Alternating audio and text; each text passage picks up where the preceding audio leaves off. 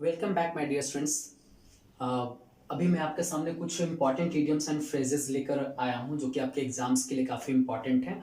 और इन इडियम्स और फ्रेजेस को बताते समय मैं आपको इनके ओरिजिन के बारे में बताऊंगा। अगर जिनका ओरिजिन में सस्पेंस है वो नहीं मिल पाता है तो उसको लेकर मैं कुछ क्लू आपको बताऊंगा, जिससे कि आपका ये सारा इडियम्स एंड फ्रेजेस क्लियर हो जाएगा। तो जरा ध्यान से सुनिए ये क्या है।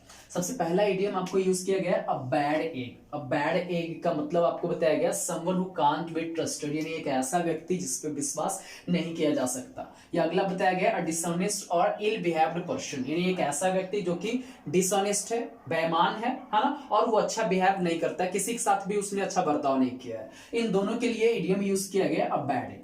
अब जरा समझिएगा, इस इडियम का यूज किया गया मिड 19th सेंचुरी से स्टार्ट हुआ। एक्चुअली उस समय लोग जब एग लाने के लिए जाते थे, आप जब अंडे लाने के लिए जाते हो तो आप वहां पे अंडे खरीदते हो तो ऊपर से तो सारा अंडा आपको सही दिखता है, व्हाइट व्हाइट है ना, साइज आप लगभग सेम सबका। तो ऊपर से देखने में आपको पता नहीं चलता है फर्स्ट टाइम में कि वो अच्छा अंडा है या खराब है ना। तो ऐसे में जब वो घर लेकर आते थे तो घर लाने के बाद ऊपर से तो देखने में सारे अंडे अच्छे होते थे, लेकिन जैसे ही वो ब्रेक करते थे तो कुछ अंडे तो उसमें से अच्छे निकलते थे, बट एक आध दो कुछ अंडे उसमें से खराब भी निकल जाते थे। यानी ये अंडे देखने में ऊपर से अच्छे लग रहे थे, लेकिन अंदर से वो अच्छे अंडे नहीं थे, वो खराब थे।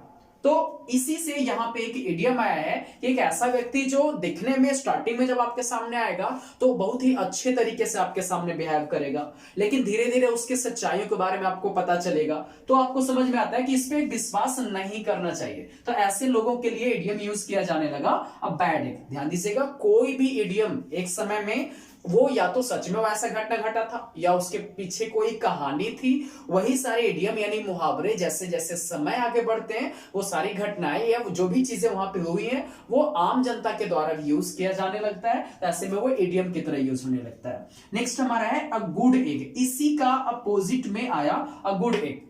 मैंने कहा कि कुछ अंडे लेकर आए तो उनमें से तो कुछ खराब निकल गया, लेकिन कुछ अच्छे भी तो निकले होंगे। यानी कुछ ऐसे अंडे जो जैसा दिखने में ऊपर से थे वैसा ही वो अंदर से भी निकले। यहां पे मैं आपको बता दूं कि एक ऐसा व्यक्ति जो जैसा दिखता है वैसा ही है। ध्यान दीजिएगा, ये पॉजिटिव सेंस में यूज किया जा रहा है, निगेटिव सेंस में यूज नहीं किया जा रहा है। जैसा दिखता है वैसा ही, यानी कि अच्छा है, जिस पे विश्वास किया जा सकता है, जो व्यक्ति दयालु है, अगर ऐसा है तो उसके लिए यूज करेंगे अ गुड एग का यूज करेंगे। नेक्स्ट हमारा इडियम है अ केक वॉक। ध्यान दीजिएगा, अ केक वॉक, इस इडियम का यूज किया जाने लगा 1920 के दशक में अमेरिकन अफ्रीकन गुलामों के द्वारा, यानी कि वैसे गुलाम जो कि अफ्रीका से अमेरिका लाए गए थे, उनके द्वारा एक उनके मालिकों के द्वारा एक रेस करवाया जाता था।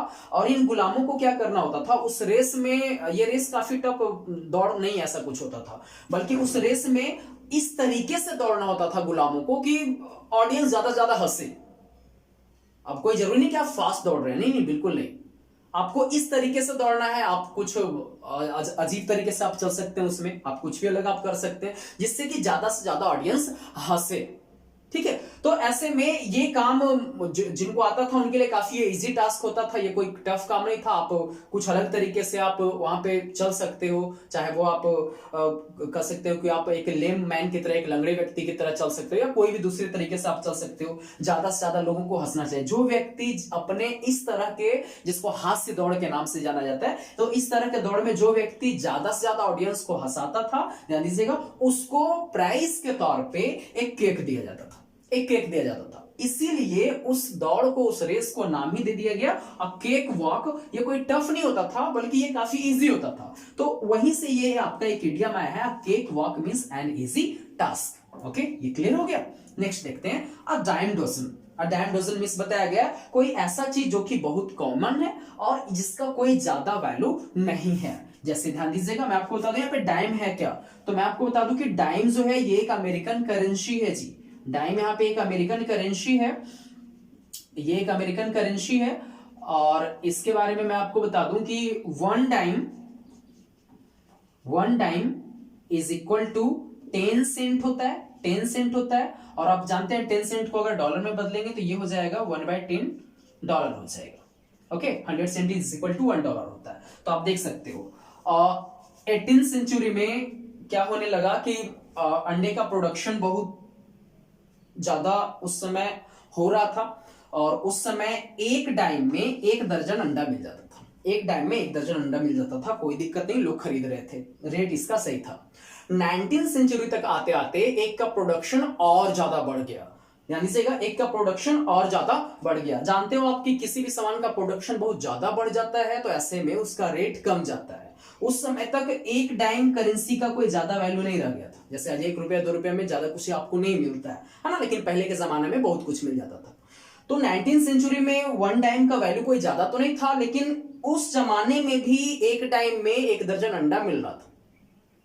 ठीक है, तो ऐसे में क्योंकि अंडे का प्रोडक्शन बहुत ज्यादा हो रहा था, तो सारे सामान के जितने भी सामान उस समय मार्केट में अवेलेबल थे उनके तो वैल्यू बढ़े, लेकिन अंडों का कोई वैल्यू नहीं बढ़ा। तो ऐसे में ध्यान दीजिएगा, ये एक ऐसा वस्तु था जो कोई भी गरीब से गरीब व्यक्ति इसका यूज कर सकता था, जिसका कोई ज्यादा वैल्यू नहीं था। अगर कोई ऐसा ही व्यक्ति है जिसका मार्केट में कोई वैल्यू नहीं, यानी समाज में उसका कोई वैल्यू नहीं है, तो ऐसे में उसको आप यूज कर सकते हैं, डाइम डोजन का यूज कर सकते हैं। नेक्स्ट हमारा अ फ्लाइंग विजिट, यानी अ शॉर्ट विजिट। पक्षियों को आपने देखा हो, कहीं एक स्थान पे मान लो कि बहुत सारे वहां पे दाने बिखरे हुए हैं और बहुत सारे पक्षी वहां पे आने के बाद वो वहां पे बैठेगी, दाना चुगेगी और उसके बाद वहां से वो उड़ जाएगी। फिर वो कुछ दूसरा पक्षी आएगा, फिर वहां पे बैठेगा और फिर अपना दाना लेगा, फिर उड़ जाएगा। एक स्थान पे वो एक स्थिर से नहीं बैठने वाला, जाएगा वहां से, तुरंत वहां से उड़ जाएगा। ठीक है, अगर कोई व्यक्ति ऐसा ही है जो कहीं पे जाता है और सिर्फ अपना चेहरा दिखाकर वहां से आया गया, चेहरा दिखाकर चला गया, तो ऐसे में ऐसे लोगों को बोल सकते हैं कि वो एक फ्लाइंग विजिट पे आया था, यानी कि बहुत ही शॉर्ट विजिट में आया था। तो ये थे आपके 5 इडियम्स थे जो कि काफी तेजी से हमने कवर किए। आप इसको फिर से रिपीट करके सुनिए, काफी इजीली आपको ये चीज याद हो जाएगा। Okay, thank you.